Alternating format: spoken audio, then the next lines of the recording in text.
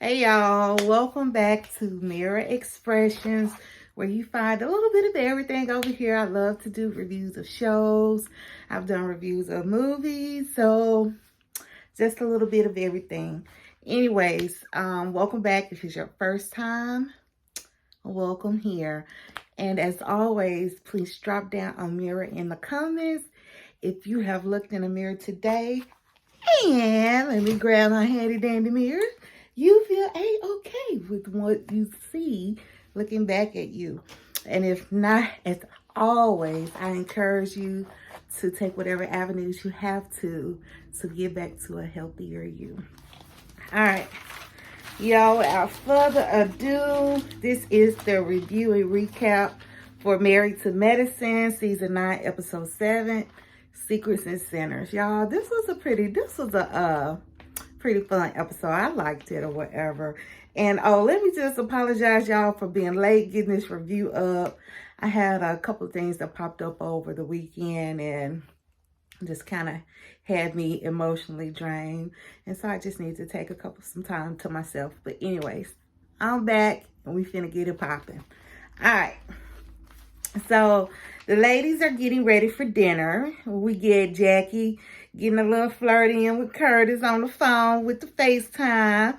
We see Simone and Contessa getting their makeup done together. And so, of course, they're discussing, well, how can they move forward with Heavenly? Quad, Audra, and Anila are sitting around. They're having a good old chit-chat. And they, too, are talking about Heavenly and Contessa. I was going to say Heavenly and Anila. And I'm like, no. Yes, so they too are talking about Heavenly and Contessa, and basically Wad is just saying that both of the ladies are in the wrong, and I agree with her. And I'm kind of at this point just it's starting to become exhausting. Like every week, I watched one of Heavenly's lives a couple of weeks ago, and she was saying that she feels like this was probably being used as a storyline for Contessa. And it started to feel this way because this literally, we're on episode 7 and this has been going on since episode 1, right? So anyways, Jackie says so they're at the restaurant, right? And y'all, that restaurant was the bomb. Have to go there. Anyway, so Contessa, she speaks up and she apologizes to the group just for, how she's been behaving and the tension she's caused. And so Toya was kind of like, don't hold your breath, basically on Heavenly apologizing because it ain't happening. Anyway, Simone lets the ladies know that she's going to be picking their brains. There'll be some messy and some not so messy questions. And it's all about her collecting data for her book, right? That she and her husband are writing. All right. So they get to meet the chef and the owner.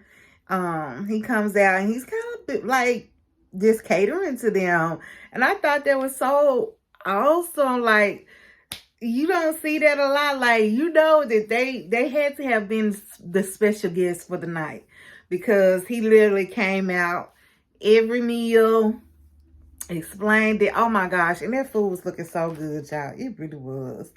And, it was like so much I wanted to be like, I want some of that. I'll take that. Contessa was like, what fitness competition? Out the window. Simone brings out this tea kettle. And in the tea kettle are the questions that she had alluded to earlier. And she calls the game Spill the Tea. All right.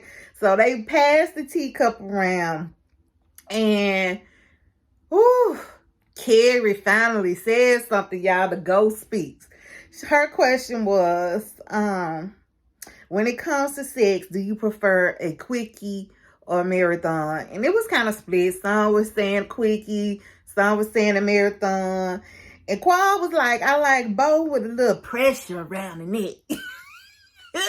And you know what? All I can say is, I ain't gonna lie, Quan, that orgasm do hit a little differently when you got a little pressure around there. Try it if y'all got a good partner now. You got to trust your partner on that kind of thing. But I'm just saying, it does hit a little differently. Anyway, next question.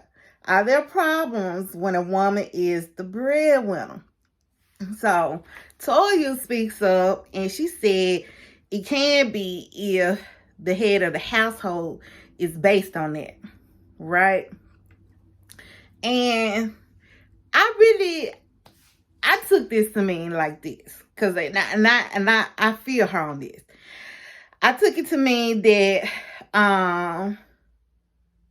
if, let's just say, typical or traditional marriage, you consider the man to be the head of the household. That does not necessarily mean that he is the one bringing in the most money. And so if you're going to base the head of the household on who brings in the most money, the head of the household might end up being the wife in the situation, right? Versus it's just the man, period, point blank, no matter who brings in the most. So that's why I felt like that's what she was trying to convey, and I get with that. I would like for my spouse, right, to still show up as the head of the household, regardless of who's making the most money. You know what I'm saying? Whether it's me or whether it's them. And don't get me wrong, like, I'm not a traditionalist in the sense that I feel that things have to be a certain way. Like, I think each couple just has to do what's right for them. However, my personality, though, is more traditional. Like, I just quite naturally fall into that more nurturer, taking care of the household type of role. And so that's kind of where I like to be. Therefore, I would love for my spouse to be that head, to step into the head of the household role.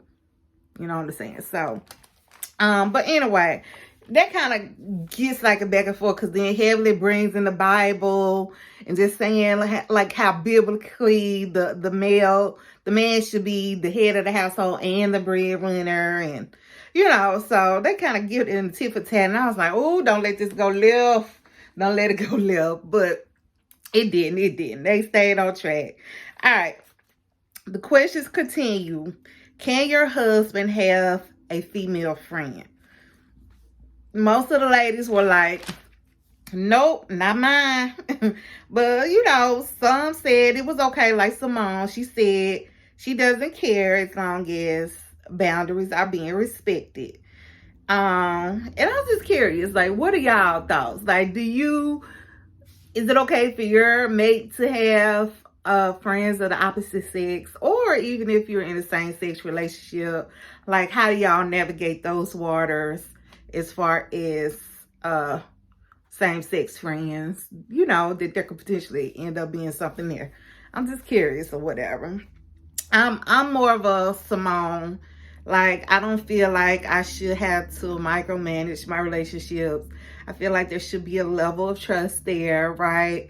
And that with that trust, though, there has to be an understanding of boundaries between my mate and whoever this friend may be. You know what I'm saying? So, and just I understand that too, the things you did as a single person that you're not going to come into a relationship and do as a non-single person. You know what I'm saying? Like, you may have like hangouts that last to 11, 12 o'clock at night. Now you're not going to do that with me. You know what I'm saying? So as long as there's respect to boundaries and just know that aspect of the relationships change, you know, because of those boundaries.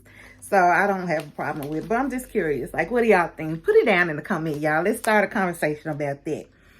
Anyways, and then Contessa's question was, what are symptoms of a dysfunctional marriage or relationship, right? And I was like, what a befitting question for a contestant to have. Like, it almost seemed like it was a pure D setup, like, literally. Like, how did she get that question right? So, she basically said it varies from person to person, and that outside influences, though, should not come in and dictate or determine how you handle things. Audra asks, what were your most surprised? Oh, sorry. Audra asks, what were you most surprised about when you got married? And Toy off top says that their penis is not going to get bigger. Y'all, I like to die. Everybody at the table was like, eyes got big.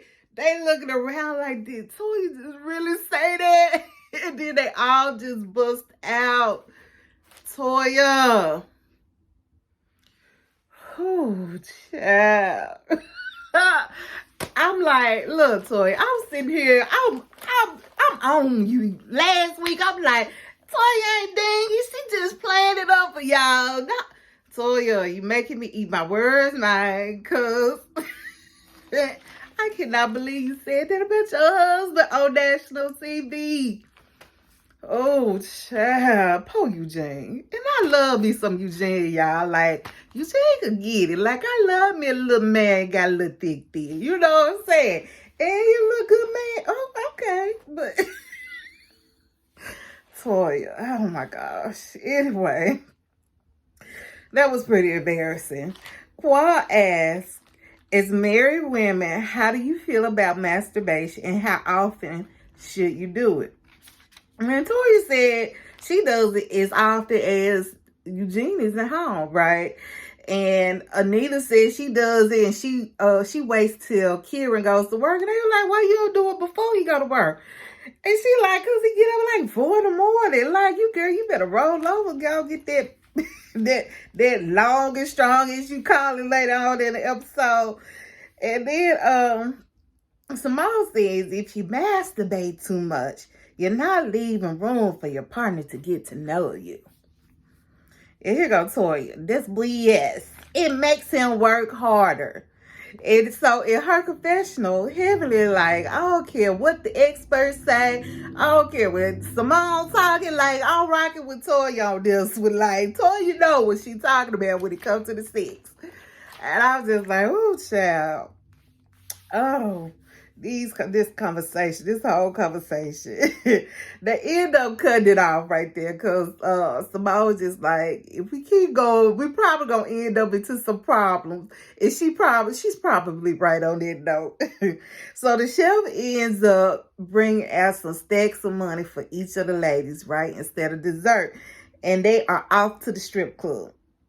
Over on the ride over, Anila's questioning all the ladies. Well, are you going to tell your husband? Is he going to know? Is he going to get mad? And, everybody's like, no, our husbands are cool. They're not going to have a problem with us going to the strip club.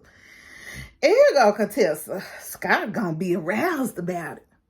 Ooh, Contessa, if y'all ain't a bunch of freaks, you know what? I ain't mad at you because I want my spouse to be down for the freak league. So, like, yeah. So, anyways, Toya, why is she messing with Eugene? Leave Eugene alone, Toya. She decides to call Eugene. Y'all, it is 4 a.m. back in Atlanta, and she decides to call Eugene. And the man sound like he's struggling. He ain't awake. He sleep talking about he trying to get some rest because he gotta get up and go to work. And she bothering him talking about some. Yeah, you gonna get mad if I go to the strip club? Is that gonna bother you? Of course he says no, and you can just tell he's just like, why are you calling me Toy? And I'm like, oh goodness. The whole time, y'all, Qua was going in on my boy Eugene. I said, oh my God. She'd have called him a little dick mafia.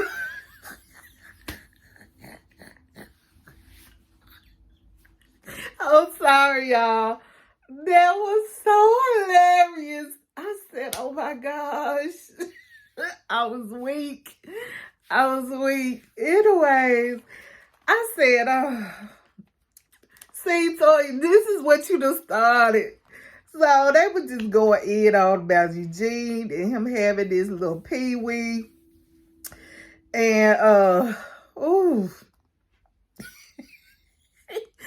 And then, I'm thinking it was Contessa. I said something about if you could swap husbands, who would you swap with? Now,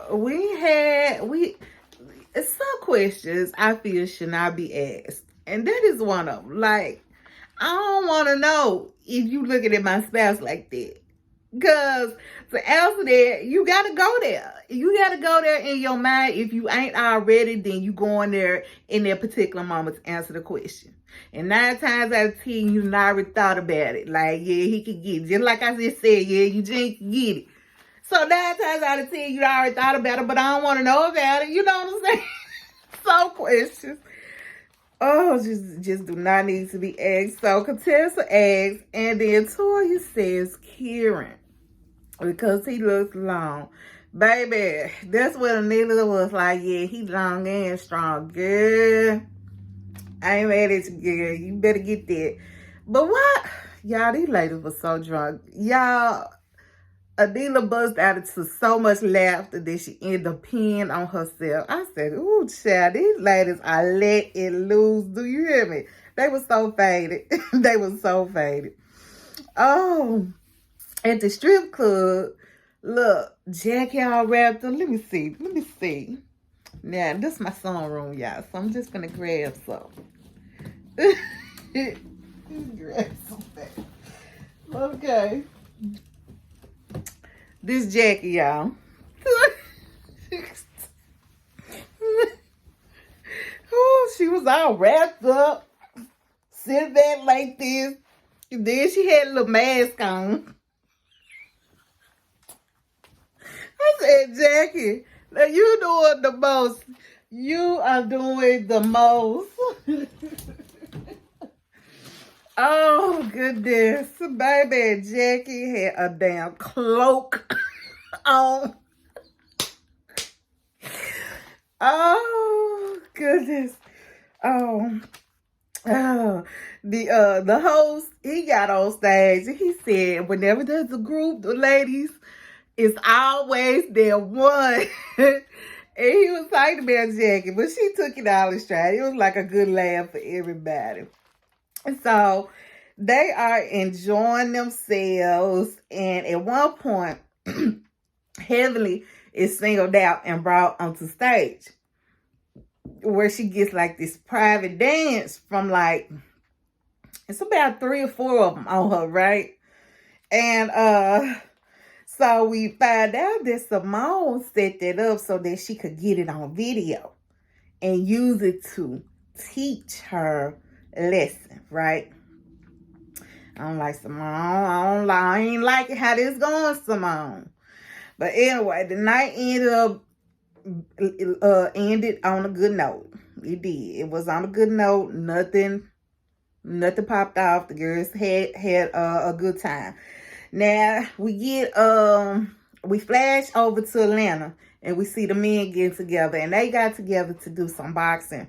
Or what they thought, they was just coming in there to box. But the guy that was hosting them ended up taking them through different exercises and all that before they ever even got into the ring to start boxing with each other. So them men were deadbeat tired. They were like, y'all, we old out of shape. Like, this is not us. Anyway, that whole experience, it was really uneventful. Nothing happened. They did speculate about what their wives were doing, saying, we know they turning in early. And I'm like, if they only knew, you know what I'm saying? These ladies out and about on the town. Even though, truth be told, it did show they got to the strip club around 1 and they left about 2. Baby, they weren't there but a hot second. But anyways, yeah, nothing was going on with the men. They had squashed their beef, like with Kieran and Toya's husband, like Eugene, yeah, they were fine. They even had partnered up in the boxing. They just talked about, how it's so easy for them to get over things and not hold grudges or whatever. So that was the men. It's the next morning, and the wives, they're getting ready to check in. Well, some of them are checking in with their husband. I'm gonna say that some of them, because we see like a lot of them calling or on the FaceTime, except Contessa. Who does she call? Not Scott. Not Scott. She FaceTimes that trainer. Contessa is so pretty too, y'all. Like in this particular scene, she didn't have all that makeup on. And not to say she's not pretty or beautiful without it, because with it, because she is, but just to see her natural face, I was like, oh, she really does. She's really pretty. But anyway, yeah, like why you have to call your trainer while you on vacation? And not just call him, but FaceTime him. Yeah.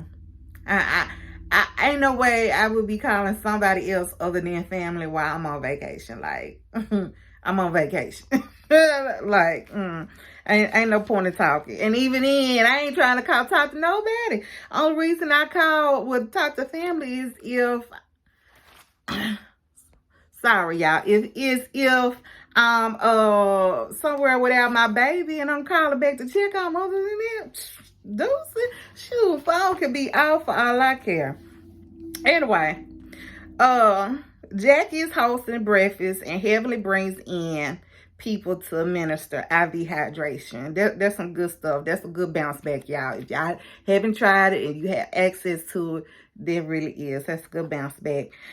While they're eating, Heavenly asks Mom for the video from the previous night, of her and the men dancing on, so that she can edit it. Like, I think Heavenly just knew she wanted to get her hands on that video before it got out, right? So Simone responds, well, I have the perfect idea. I'm going to host the night, and we're going to call it a night of remembrance. I'm going to put it on the big screen, and we'll talk about what video should look like with our friends. And so I'm like, okay, Simone, here we go.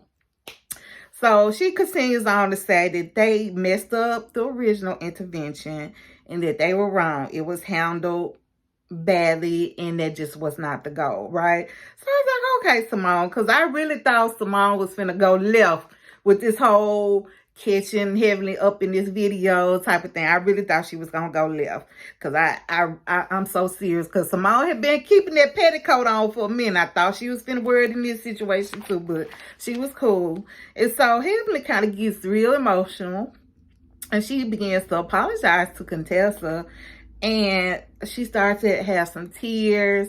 And I really did feel that her apology was coming from a sincere place at that particular moment. So they hug it out. And you know what? I told y'all a couple of videos. I think this was the video when they actually had the intervention. I told y'all that was what Contessa was wanting from Heavenly. She was wanting Heavenly to go into a vulnerable place, and for her, that was going to equal sincerity. For Contessa, that equals sincerity. And so Heavenly wasn't doing that, And so I also had told y'all like a couple of videos that the reason Heavenly laughed when she was bombarded and was shown the different videos was because she was using it as a defense mechanism. Y'all remember when I told y'all that? And so Heavenly kind of brings up and to the ladies why it's so hard for her to go to that place, so hard for her to be vulnerable. And one of the things she says is that she's emotionally immature, and that she uses her laughter as a coping skill when she's kind of backed into a corner or whatever. And so she uses that, and she's that way because of different traumas she's experienced in her life.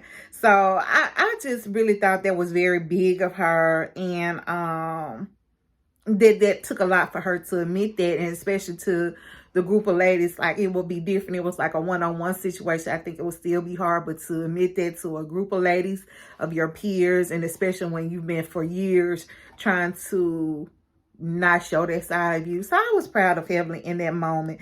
And I was also proud of the other ladies and how they handled it, because I really loved how they were encouraging her, yet still holding her accountable.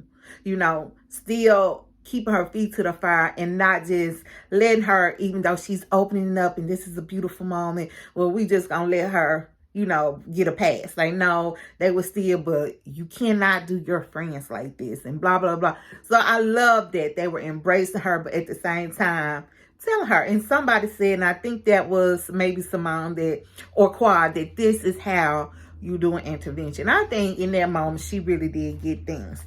Anyway, and Toy was still like, you know, how do I know that Heavenly is being real? How do I know Heavenly is being true? You know, even though it was a beautiful moment, because she's like, Heavenly has apologized before and she's done it all again. And I don't blame Toya, you know, having those questions, because I would too. If somebody's always doing something and then you come back and apologize for that same behavior, yet turn around and do it again, like, is your apology really sincere? Like, you know what I'm saying? And so Heavenly just like was just basically saying, well, you'll see it in my actions. And to me, that is the biggest speaker. Like, actions definitely speak louder than words. You can say anything, you know what I'm saying? I think that's probably why being lied to is one of my biggest pet peeves, because people can say anything, but it's your actions that always speak loud and true and clear. And so at this point, that was the end of the trip. The ladies, we seen them packing up to leave and heading back to Atlanta. And y'all, that was it. And like I said, this episode was so good. We get the mid-season trailer, and we got a lot of more good things coming up the line. So I'm excited to see that and see what else the rest of the season holds. But anyways, y'all, please, let's talk about some of the things that happened in this episode. So otherwise, don't forget to like, comment, share, and subscribe. And until next time, I pray for you. You pray for me, and we're gonna what? All right, y'all. Bye.